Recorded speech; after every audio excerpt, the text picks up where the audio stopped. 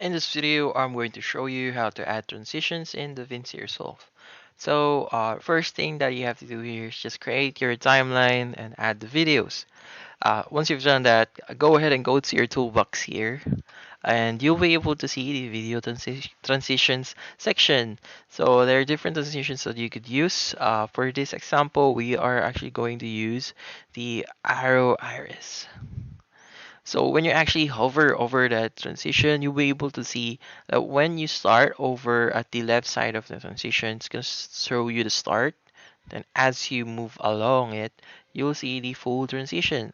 So once you've done that, just drag it here on your timeline and or in the video, and you'll be able to see that you've successfully added the transitions.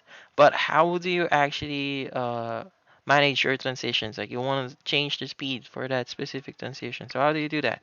So first thing you have to do is to locate the inspector tab here.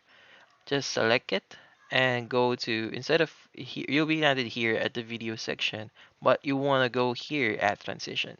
So right now, we are now going to edit the transition. So we have here, we can actually change the transition type here.